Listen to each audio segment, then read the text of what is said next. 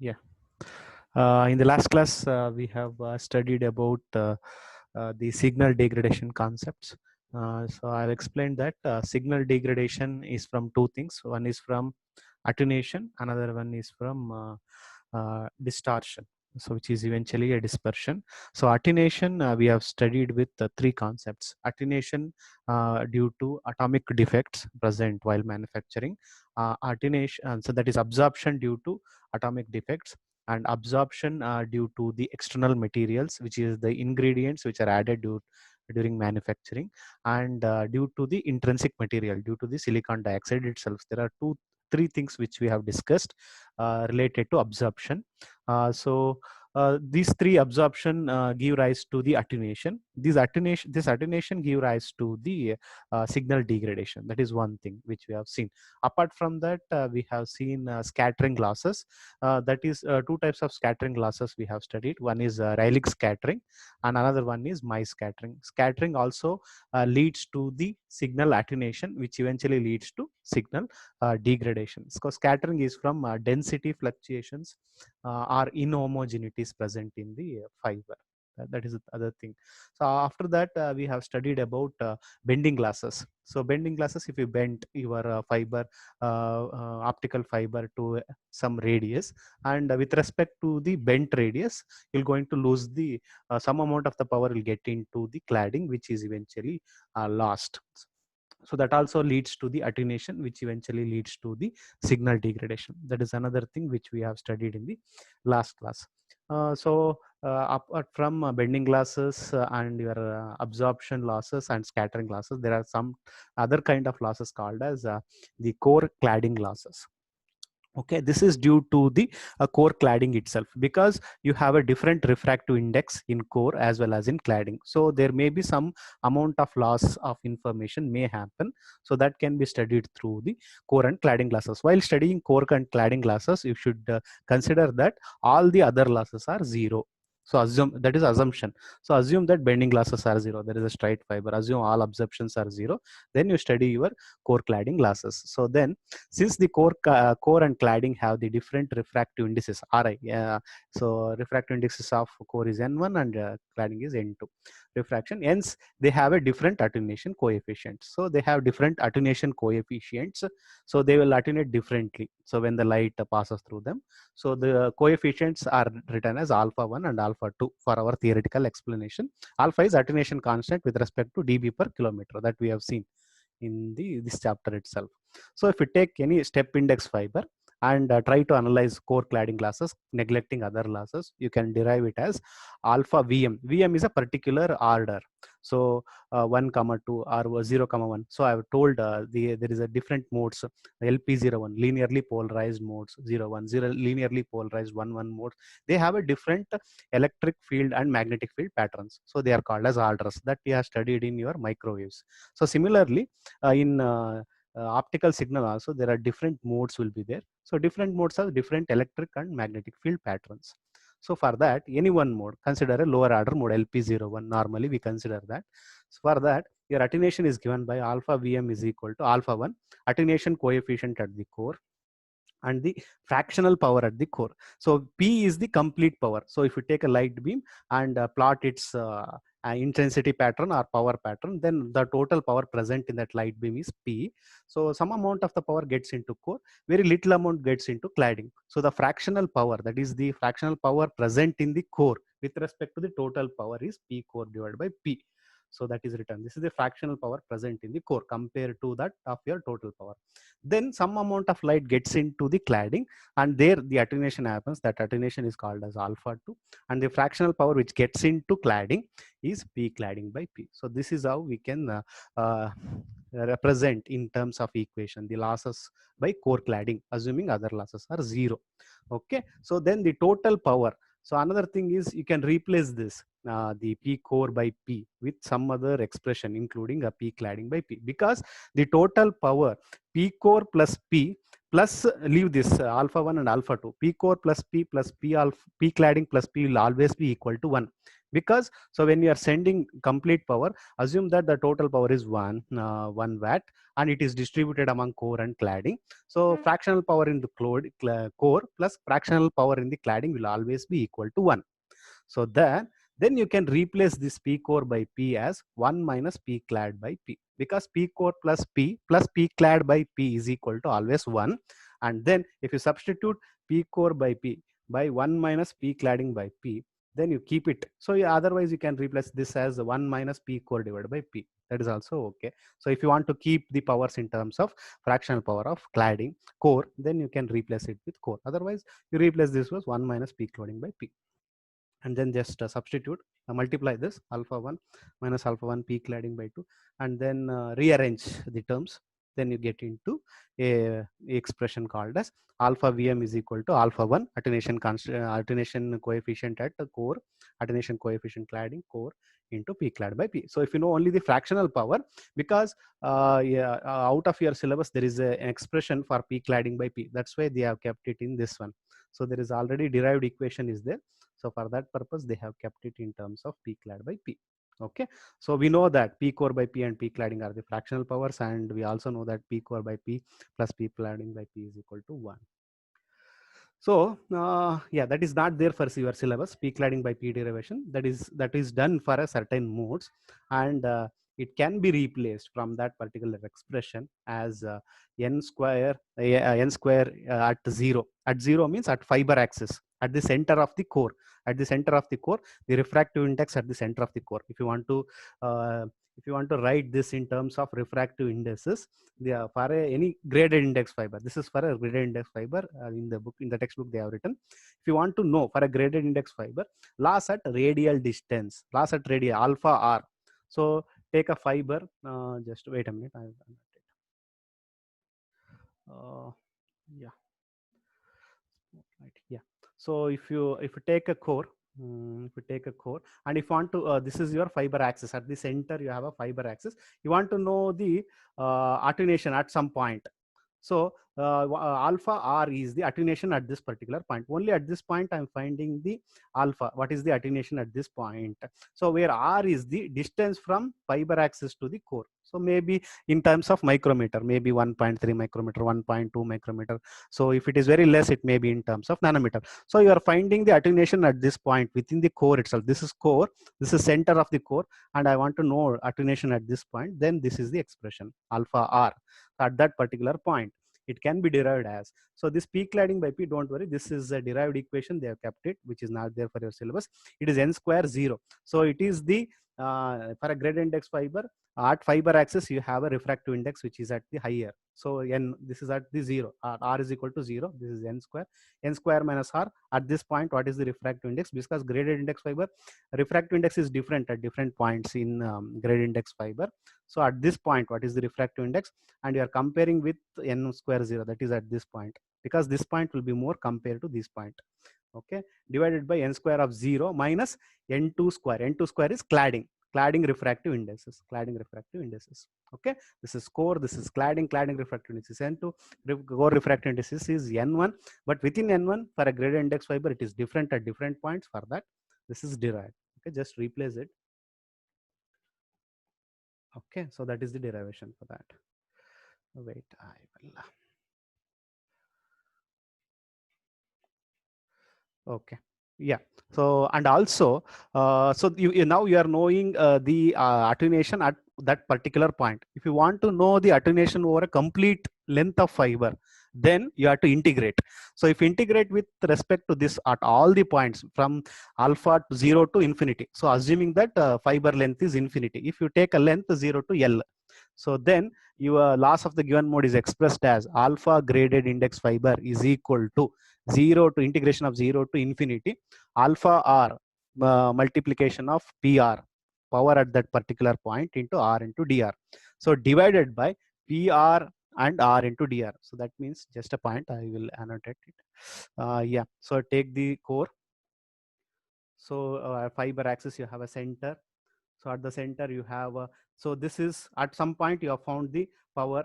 Next, at some point you have to find the power, at some point you have to find the power, at all the points you have to find the power to know the complete power dissipation or the attenuation in your fiber. So to do this mathematically, you know the integration. If you integrate this with respect to the length of the fiber, assuming that it is from 1 kilometer, 0 to 1 kilometer.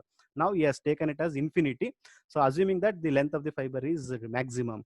Okay, so attenuation at that point and power at that point. R into dr is always a small fraction of area in that point. This may be small fraction. This is your R into dr. So in that, some power is lost, some power is there, that is the power. So then you multiply the attenuation at that point, attenuation at that point, power at that point. Now integrate over the length of the fiber, then you'll get the total attenuation over the fiber. Okay, then divide by the total power present in the fiber. Then you will be left with only alpha r. Alpha r, that gives the attenuation over the length of the fiber. This is one of the way to find the attenuation over the length of the fiber. So it is alpha r into pr into dr. This is integration over 0 to infinity by pr. So this gives the power over the length of the fiber. This gives the attenuation with respect to power with over the length of the fiber. If you divide this and this, you will be left with your attenuation over the length of the fiber. That is attenuation due to your core and cladding. Yeah, wait a minute, I'll clear it. I hope you have understood to some extent. Yeah, okay. Yeah, this is one type of losses. So apart from your bending loss, your attenuation, absorption, and all these things, core and cladding losses are some of the different losses. So these all leads to attenuation. These attenuation leads to signal degradation. Okay. So with respect to attenuation, here the things will get over. Next is distortion. Second, so the distortion also leads to your signal degradation. Two things. Very first in the second chapter, very first sentence is attenuation and distortion will leads to signal degradation.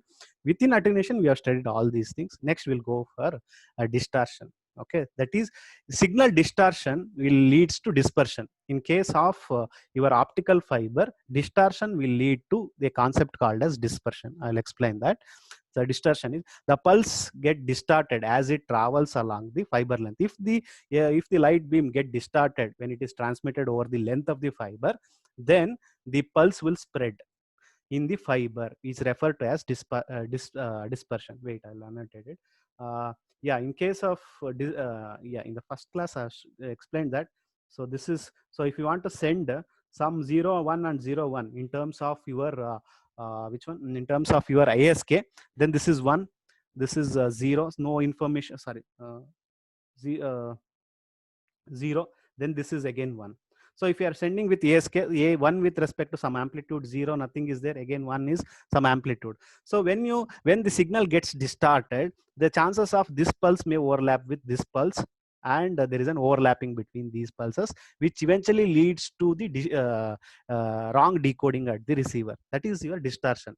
So distortion leads to the pulse spreading. This pulse may spread from this area to this area, and there is an overlap between this area and this area, which eventually leads to wrong decoding at the receiver. That is your that is from distortion. The process of spreading the pulse from its area to the other bit, then it is called as a dispersion. Okay. Okay, the pulse get distorted, and as it travels along the length of the fiber, pulse spreading in the fiber is referred to as the dispersion. Okay, dispersion is caused by the difference in the propagation times of light rays. There are different ways of dispersion. We will study one by one later. So basic thing is caused by the difference in propagation times of light rays that takes different path. So there are chances of the difference in propagation time, because due to the distortion, which may leads to your pulse spreading. That I will explain in the coming classes. The light pulse traveling down the fiber encounter a dispersion effect due to the pulse spreading. The basic thing. The dispersion limits the information band. If there is a dispersion, there is an overlap between the pulses, and there is a limitation to the bandwidth. Okay, and there are chances of wrong decoding. Okay, I will explain the dispersion with basic waveform, and then we'll see the different types of dispersions later. Okay, this is information capacity determination. So assume that you are sending 101 from your transmitter to the receiver using OFC cable. So you have converted this light 101 into the light pulse. For explanation purpose, yes, consider it as a sine wave itself. Consider this for 1 0 and 1. You are sending 101 for just representation. It is being given. So if there is any distortion over the length of the fiber, when it travels to after some time, maybe after 1 or 2 seconds, the pulse has to move. So it is going from transmitter to receiver, and when pulse moves, if there is a distortion, there are chances of overlapping between this pulse and this pulse. So after some distance, there are chances of overlapping. This overlapping I have written here. Okay. Then after 1 or 2 seconds again, if you consider, so the signal may look like this, because due to overlap. Okay, because distortion is there over the length of the fiber, adjacent pulses gets overlapped. So at some point, maybe at the receiver, you assume this as a receiver. So if you observe the waveform, there is a complete overlap between the pulses. Okay, this is overlapping pattern. Don't consider this, only this much you consider. Okay, so if you observe this, so if you decode this at the receiver, there is no zero. So this will be decoded as 1. This will also be decoded as 1, because the threshold will be set at the halfway, and above that halfway all the pulses are there. 1 1 1 will be decoded instead of 1 0 1. So you are trying to transmit 1 0 1 from transmitter to receiver, but because due to the overlapping, you decode it as your decoding algorithm will decode it as 1 1 1. So this is the effect of your dispersion. Okay. When the light is transmitted over the length of fiber, this dispersion, that is dispersion from your distortion, will occur from many parameters. There are many ways in which the distortion can occur. We'll study one by one. Okay. Okay, this is this one. And I think it is very similar to the intersymbol interference, which you have studied in digital communication. Okay, so similarly it is here. And the effect of that over the bandwidth, the effect of this over the bandwidth can be dealt theoretically. So this effect is from ISI, intersymbol interference. So this can be dealt as the bandwidth required. So for no overlapping cases of light pulses down an optical fiber link, the digital bit rate, will consider bit rate, BT, must be less than or reciprocal. If there is no overlap, it has to satisfy this equation. So where tau is the pulse width, 1 I have represented, this is your pulse width. So this is the pulse width. Okay, for one particular bit, this is the tau. Okay, pulse width. So it has to satisfy this equation if there is a no overlap, but normally when there is an overlap, this will not be satisfied. Okay. Okay, this assumes that the pulse broadening due to dispersion has no effect. Okay, but if there is an effect, then it needs to be calculated. There are many ways to calculate it. One of the way is given in your textbook is 0.2. So it is using the RMS value of the output light pulse. So this is the RMS value of the light pulse. RMS value require, I think you have studied in basic electrical. So where if any signal, if it is a DC one, DC signal, then you find the average of the signal. So just divide that. But if it is a AC signal, so if it is an AC, wait, I will annotate. Yeah, spotlight. Yeah. So if there any signal like this, so light beam will be like this. So assume that you have taken the reference somewhere here. So below that also some light pulse is there. Some energy is here also. Some energy is here also. Then you cannot find the average. Then you have to go for RMS value itself. RMS value is used for an analog signal to find the average. So if normal average, if you take, then you may end up with the average is 0, because negative value is also there, positive value is also there. Then you go for RMS value. Here RMS value is used assuming that reference is not taken from the starting point, reference is taken somewhere. Then RMS value will come into picture. Okay. So for that, to find the maximum bit rate supported, even there is a pulse spreading, is given by 0.2 into rho, I think. It's a RMS width. I will explain. RMS width means the same, whatever the expression I've written, just pulse I've written just now. Sorry. Can I try it? Yeah. So RMS width means, so take the light pulse for 1, and this is your RMS width. From this point to this point, whatever it is there, this is the RMS width. Okay, that means you are finding the average at all the points, and then you are finding your RMS width, and then using this in this particular expression. That is your RMS width. Okay, so if you take at this side, there is no need of RMS value. Okay, for that this expression is sufficient. The expression which is given above is sufficient. I think this yeah, this equation is sufficient. If you are not considering RMS, this equation is useful to find the bit rate. Okay. Okay. Okay, sorry. I will erase it. Wait a minute.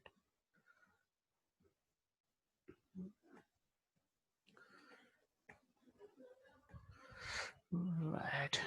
Yeah. Okay, we'll go ahead.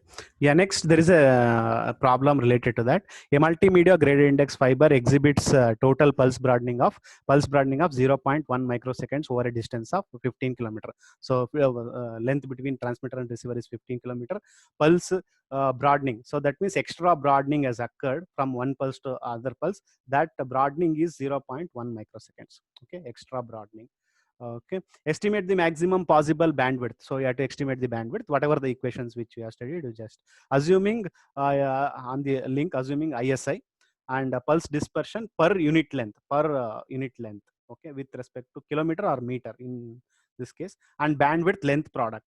Bandwidth length product means after you find bandwidth, you multiply with L, then that is your bandwidth length product. Over the length, how much it can transmit, how much bandwidth you need, that is your bandwidth product. So given is tau is given, that is extra broadening, that is 0.1 into 10 raised to 6, that is 0.1 microseconds they have given. Just substitute it 1 by tau, you get with 5 megahertz. That is your maximum possible width for 15 kilometers. Okay, for 15 kilometers, this is your maximum possible bandwidth. That is our bit rate. Okay. Next is the dispersion per unit. Dispersion per unit. So this is for the dispersion over 15 kilometers. Okay, you study the particular question given. 0.1 microseconds is the pulse broadening. Okay, yeah, there is a question. I will wait. Yeah, okay, the 0.1 microseconds is the pulse broadening when you have reached your receiver. So from transmitter to receiver, there is a 15 kilometer. After the end of 15 kilometer, the pulse spreading, if you analyze, that is 0.1 microseconds. After 15 kilometer, this much is the spread. For per kilometer, if you want to know, this is pulse dispersion per unit length. Per unit length means you divide it by 15, you end up with per kilometer, whatever the pulse spreading is occurring, that will be known. So 0.1 microseconds divided by 15, 6.67 nanoseconds per kilometer. Okay, that is the thing. That is next is bandwidth length product. A bandwidth length product is the bandwidth whatever you have got. This is 5 megahertz is the bandwidth. Length product means over the length of the fiber. What is the length of the fiber? You are given that, you multiply it, you end up with the bandwidth length product. Okay, which is 75. Wait a second, 75. Yeah. Okay. Yeah, you just substitute the value and just check it. You end up with the length product per kilometer. Yeah.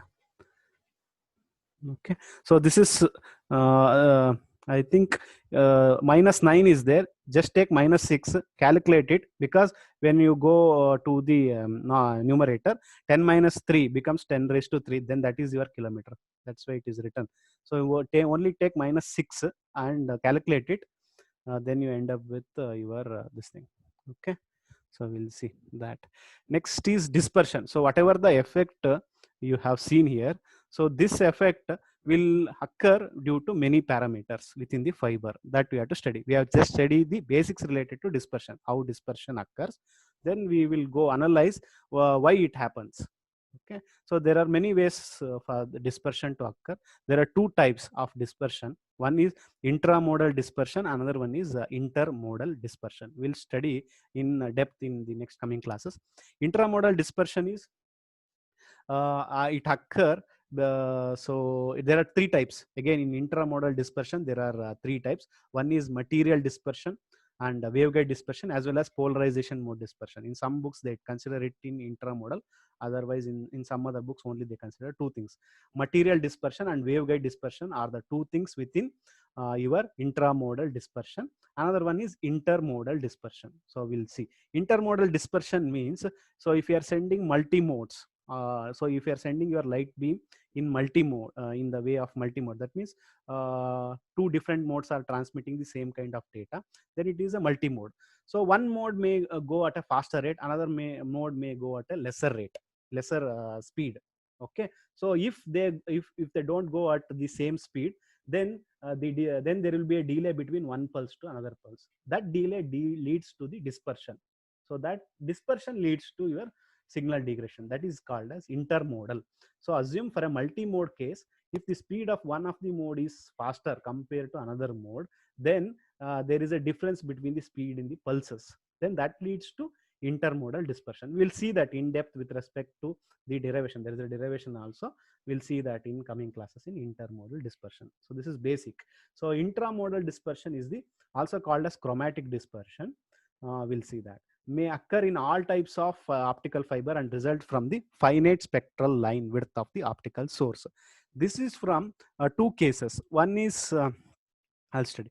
The delay differences caused in material dispersion is due to the when a light beam encounters different refractive indices over the length of the fiber, then there are chances of distortion.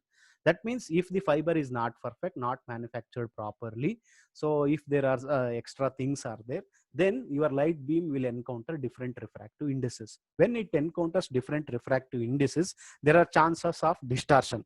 Once there is a chances of dispersion will occur, because when the light beam encounter different refractive indices, one will go at a faster speed, another will go at a lesser speed.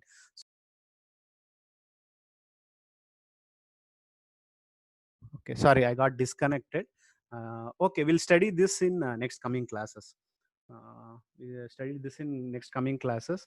I'll just take the attendance and just be there for 1 or 2 minutes. I'll take the attendance because I'm running out of time, and then we'll stop. Okay, just be there for 1 or 2 minutes. I will. So if you have any questions, you can ask through chat or can send a mail.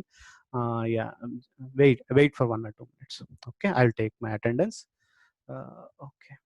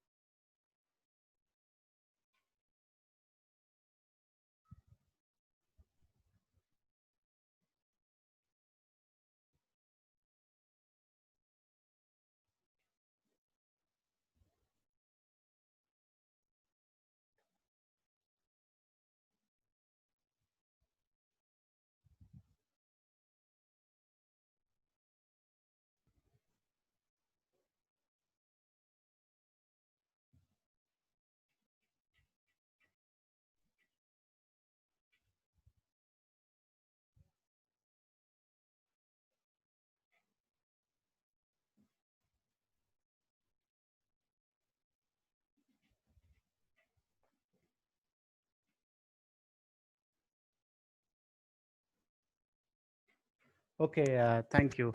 Thanks for attending the class. I have recorded your attendance. Thanks. Okay, I will end my meeting.